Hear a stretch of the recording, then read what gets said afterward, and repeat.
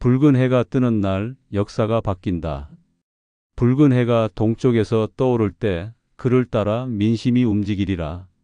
마지막 예언 중 2025년 봄 대한민국은 유례없는 혼란 속으로 들어섰습니다.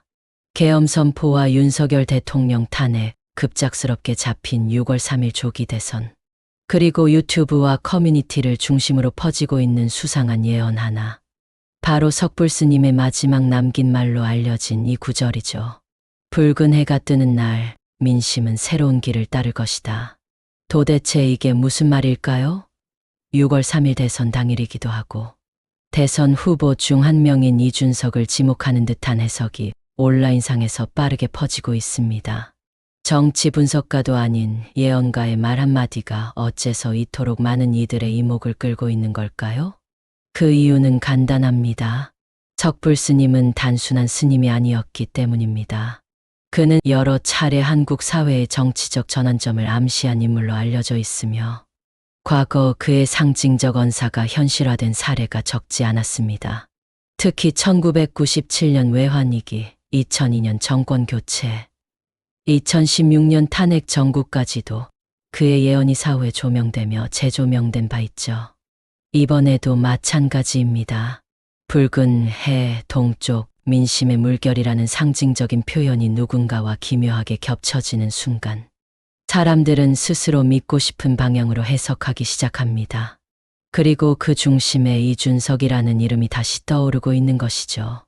하지만 단순히 믿고 싶은 해석으로만 치부하기엔 상황이 너무 절묘합니다. 이준석은 오랫동안 정치권의 비정상과 싸워온 인물입니다. 젊은 나이에 정치계에 입문했고 보수 정당에서 당 대표까지 올랐다가 내부 갈등으로 출당, 이후엔 정당 없이 홀로 정치적 입지를 다져왔습니다.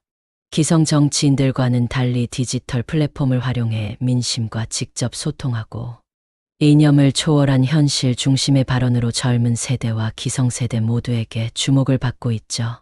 그의 전략은 전통을 파괴합니다. 유튜브, 오픈 채팅, 뉴스레터, 알고리즘 기반 민심 분석까지.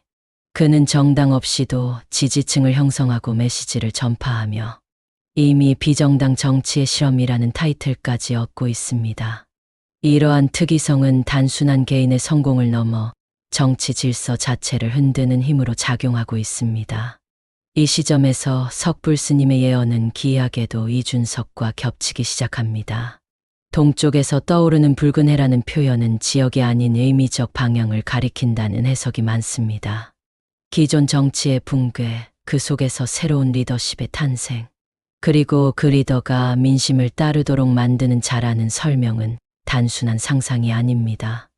게다가 석불 스님은 생전 진정한 구원자는 군중 속에 숨고 말을 하지 않으며 민심이 먼저 그의 말을 대변한다고도 남겼습니다. 최근 이준석이 연일 언론 노출을 자제하고 유튜브나 기자회견 대신 오히려 시민들과의 비공식 간담회, 온라인 커뮤니티를 통해 직접 의견을 듣고 정리하는 데 집중하고 있는 것도 이와 무관하지 않다는 해석이 가능해집니다. 이쯤 되면 시청자 여러분도 의문을 가지게 될 겁니다. 정말 이 모든 게 우연일까? 왜 하필 6월 3일일까? 왜 지금 이 인물이 예언 속 주인공으로 떠오르게 되었을까? 정치에는 항상 상징이 작용합니다. 그리고 상징은 사람의 마음을 흔듭니다. 지금 이 순간 수많은 이들이 이준석이라는 이름을 통해 변화의 상징을 떠올리고 있는 것은 단지 그의 젊음이나 경력 때문만은 아닙니다. 그가 지금껏 보여온 전략, 말, 침묵 그리고 혼돈의 시대를 꿰뚫는 통찰이 있었기에 가능했습니다. 6월 3일 과연 붉은 해는 떠오를까요? 잊혀진 48서의 비밀, 누가 진짜 구원자인가? 하늘은 3번 묻고 땅은 한 번도 대답하지 않으리라. 오직 넷째 세대에 세상을 잇는 자가 태어나리. 48서 중 제27장 9절. 2025년 한국 정치는 다시 길을 잃었습니다. 민심은 분열되고 정당은 이름만 남은 껍데기처럼 기능하지 못합니다. 어느 정당도 국민 다수의 신뢰를 얻지 못하고 대선 후보들은 서로에게 가짜라며 소리만 높이고 있습니다. 이런 와중에 사람들은 다시 한번 묻기 시작했습니다. 진짜는 누구인가? 그리고 마침내 한 오래된 예언서가 다시 수면 위로 떠올랐습니다. 그것이 바로 석불 스님의 숨겨진 문헌, 일명 48서입니다. 이 문헌은 공식적으로는 존재하지 않는 것으로 알려져 있었습니다. 스님의 주석을 모은 예언집이 아닌 그가 은둔기동한 제자들에게만 전했던 구전, 혹은 비밀 문서였기 때문입니다. 일부 문단은 사찰의 고문서 창고, 혹은 구한말 민중신앙서 사이에 암호처럼 존재해왔다고 전해집니다. 그중 제27장에 기록된 위의 문장이 최근 들어 주목을 받기 시작했습니다. 넷째 세대에 세상을 잇는 자가 태어난다. 이 말이 이준석이라는 이름과 어떻게 연결되었을까요? 그건 단순한 우연 이상의 것입니다. 이준석은 1985년생. 대한민국이 제6공화국 체제 아래 출범한 직후 태어난 세대입니다. 군사정권의 종말, 민주주의의 발악이, IMF의 실현, 인터넷과 디지털 세계의 도래, MZ세대의 대두. 그는 네 번째 정치세대로 불리는 청년 정치인입니다. 86을 이른바 디지털 네이티브 정치인, 바로 그입니다. 48서에는 또 이런 구절도 등장합니다. 거짓은 진실을 흉내내고 진실은 침묵 속에서 빛난다. 하늘은 그에게 권좌를 주지 않았으나 땅은 그의 발걸음을 멈추지 않는다. 놀랍게도 이 구절이 지금의 정치 현실과 너무나도 잘 들어맞습니다. 지금 대선 후보 중 절대 다수는 기성 정치의 혜택을 받았고 정당의 낙하산으로 공천을 받고 거대 조직의 후광 아래 성장했습니다. 하지만 이준석은 정반대였습니다. 당내에서 쫓겨났고 정당의 보호도 받지 못했고 권좌는커녕 정치적으로 고립된 자로 낙인 찍혔죠. 그럼에도 그의 발걸음은 멈추지 않았습니다. 그를 따르는 민심은 오히려 더 커졌고 지지자들은 스스로를 정당 밖의 정당 혹은 시민연합이라고 부르기 시작했습니다. 마치 하늘의 선택은 받지 못했지만 땅의 힘, 곧 국민의 지지를 등에 업은 존재처럼 느껴지기 시작한 것입니다. 한편 48서 제14장에는 이런 구절도 전해집니다. 세 자가 경쟁할 때 이름 없는 자가 웃는다. 둘은 싸우고 하나는 침묵하리라. 침묵한 자는 이름이 없으나 민심이 이름을 부르리라. 이 역시 2025년 대선 구도와 닮아 있습니다. 지금의 선거는 3명의 거물급 주자들이 서로를 비난하는 형국입니다. 그 사이에서 말수가 적고 기존 언론의 등장로, 적은 이준석이 상대적으로 침묵을 지키고 있는 자로 부각되고 있는 것입니다. 하지만 아이러니하게도 그를 향한 언급량은 점점 늘고 있습니다. 말하지 않아도 주목받는 자, 전면에 나서지 않아도 민심이 이름을 부르는 자. 그런 자가 진짜 시대의 대리인일지도 모릅니다. 석불 스님은 늘 말했습니다. 진정한 구원자는 목탁을 두드리지 않는다. 그저 사람들이 그 울림을 기억하게 된다. 이 구절의 해석은 무엇일까요? 지금 대선 후보 중 어떤 인물이 소리를 내지 않고도 울림을 남기고 있습니까? 어떤 인물이 유세차 위가 아니라 스마트폰 속 작은 메시지로 사람들의 마음을 움직이고 있습니까? 이준석은 철저히 시스템 밖에서 시스템을 흔들고 있는 인물입니다.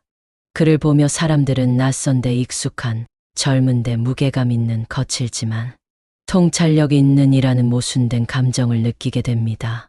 그러한 복합성과 모순성은 예언에서 말하는 두 얼굴을 지닌 자, 그러나 한 방향으로만 걷는 자라는 묘사와도 일치합니다. 그렇다면 정말 이준석이 48서가 암시한 넷째 세대의 구원자일까요? 우리는 여전히 확신할 수 없습니다.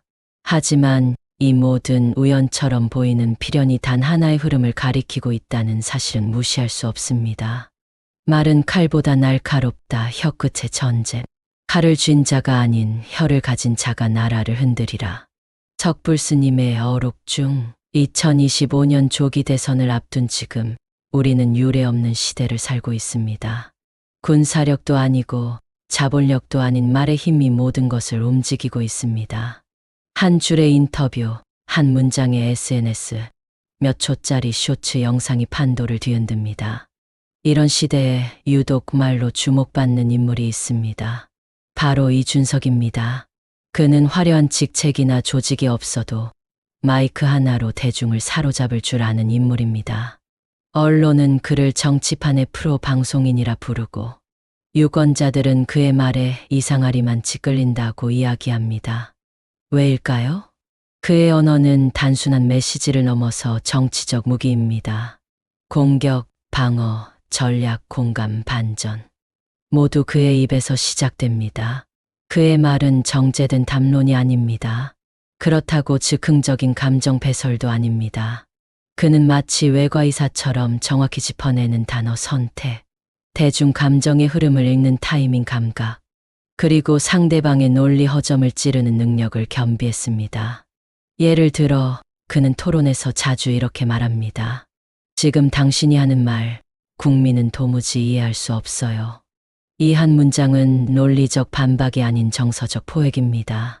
상대는 논리를 방어하느라 바빠지고 청중은 그래, 저 말이 맞다며 고개를 끄덕입니다. 그의 이런 언어 스타일은 석불 스님의 또 다른 예언과 맞닿아 있습니다.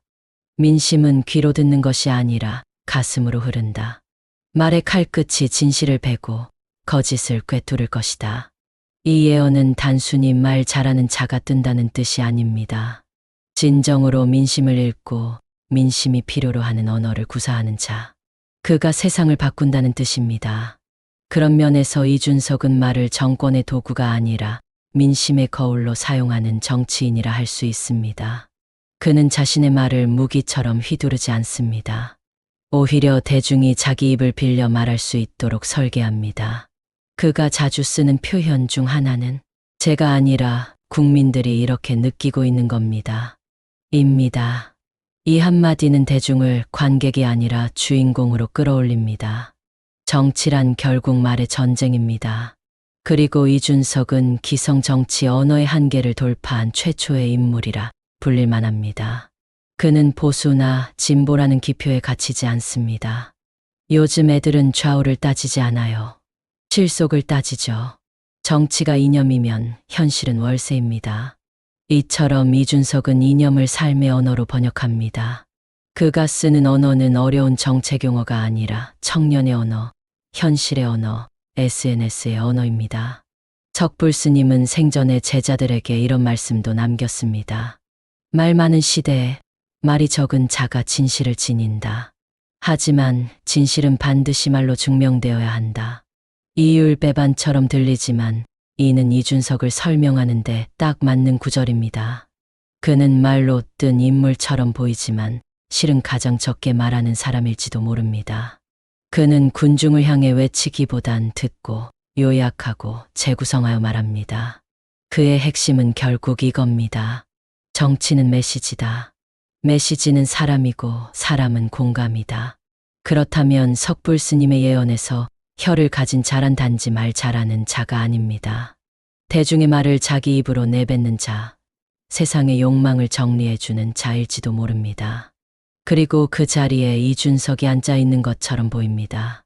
민심의 물결, 보이지 않는 손이 이끈다. 물은 흘러가되 소리 내지 않으며 그 안에 진실이 있다. 진정한 민심은 보이지 않는 손이 이끈다. 석불 스님.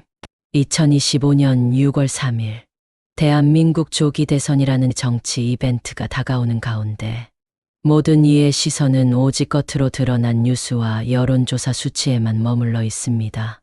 하지만 석불 스님의 예언은 그 너머를 말하고 있었습니다. 보이지 않는 손. 이것이 과연 무엇을 뜻할까요?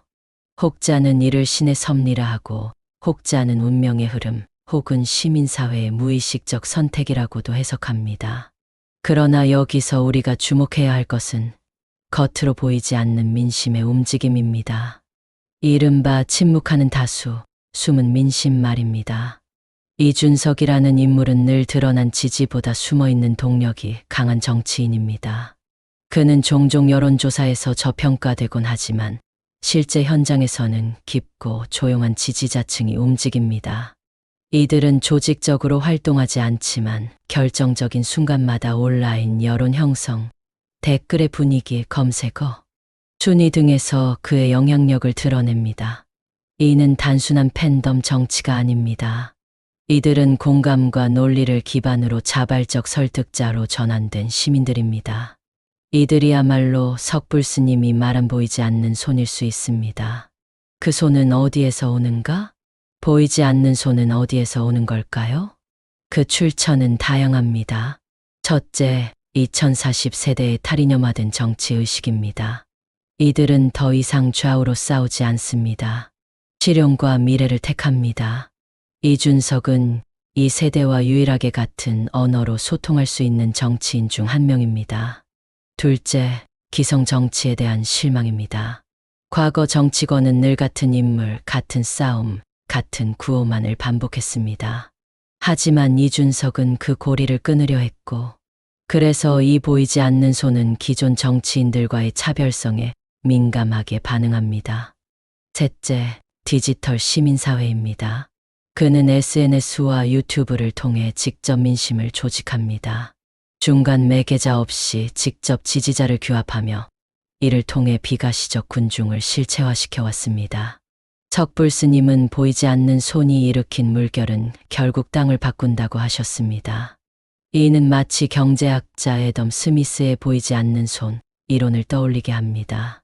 시장처럼 민심 역시 자율적 논리로 움직이며 그 흐름은 계산도 예측도 불가능하지만 결국 거대한 변화를 이끌게 되는 법입니다.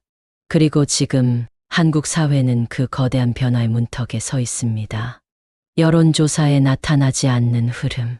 흥미롭게도 최근 대선 관련 여론조사에서는 무응답 비율이 급증하고 있습니다.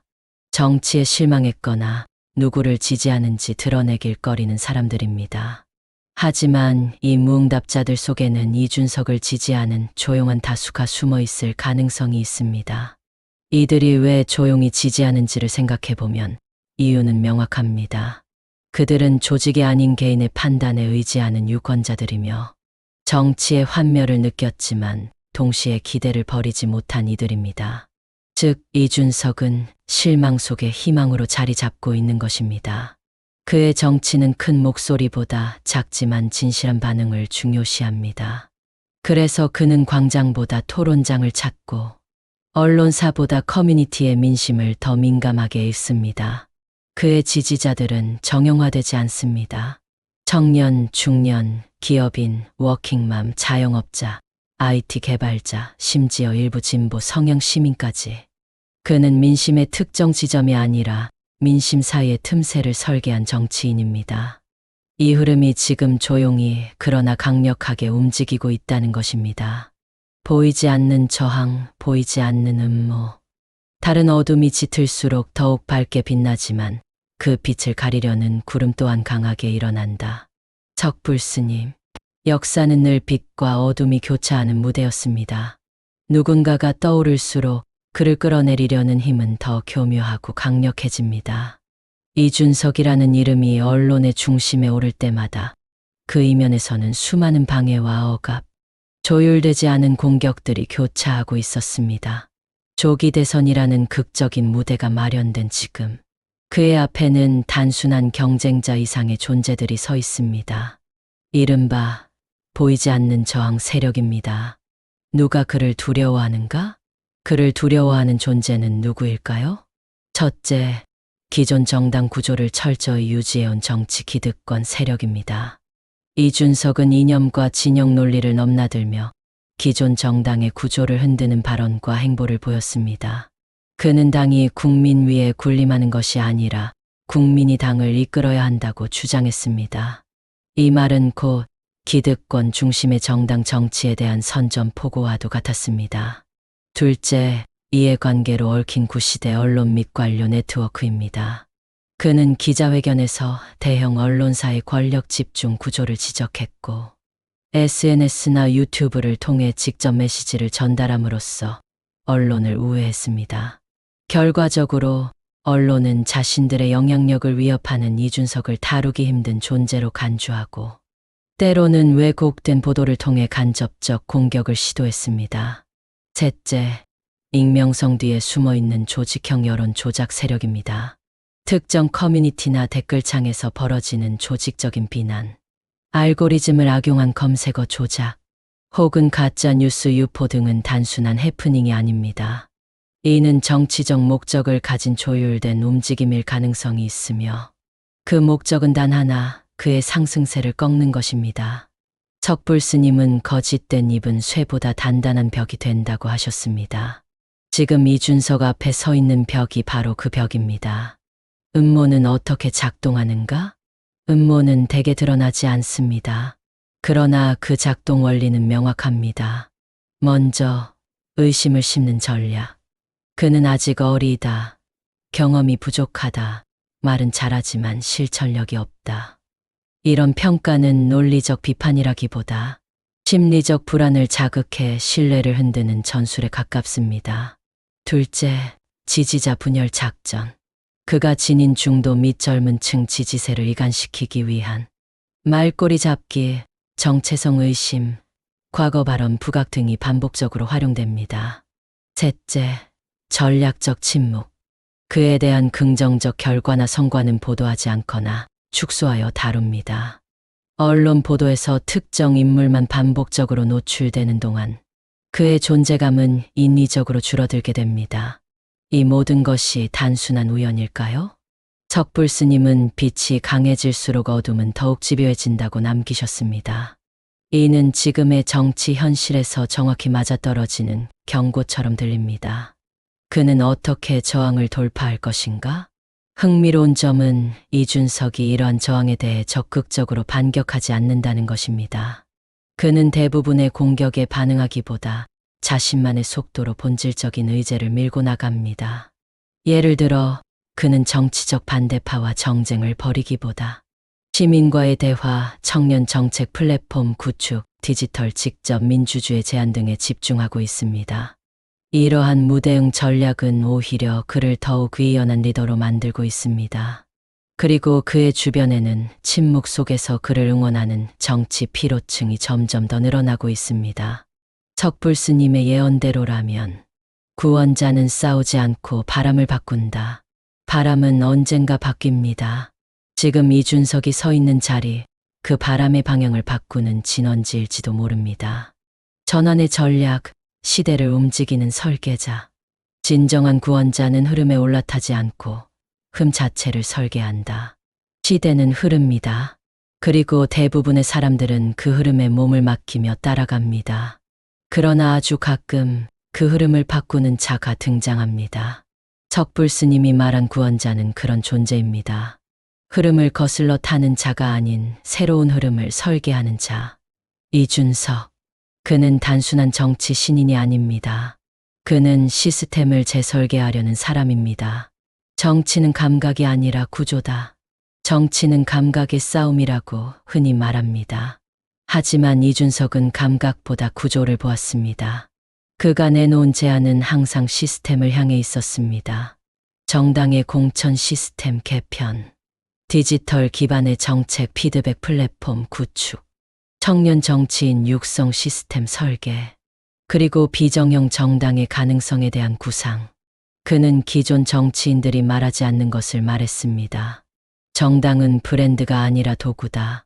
정치는 참여자가 많을수록 설계가 필요하다. 정치는 말이 아니라 데이터를 바탕으로 설계된 알고리즘이다.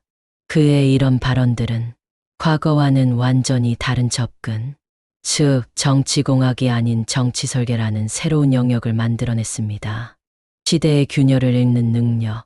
진정한 설계자는 시대의 균열을 정확히 읽을 수 있어야 합니다. 이준석은 단순히 젊다는 이유로 주목받은 것이 아닙니다. 이제 선택은 우리에게 달렸습니다. 척불스님의 예언은 끝났고 그 실현 여부는 당신의 손, 그 투표용지 위에 놓여 있습니다. 6월 3일, 진짜 대한민국은 탄생할 수 있을까요? 영상이 재미있으셨다면 좋아요, 구독 부탁드립니다.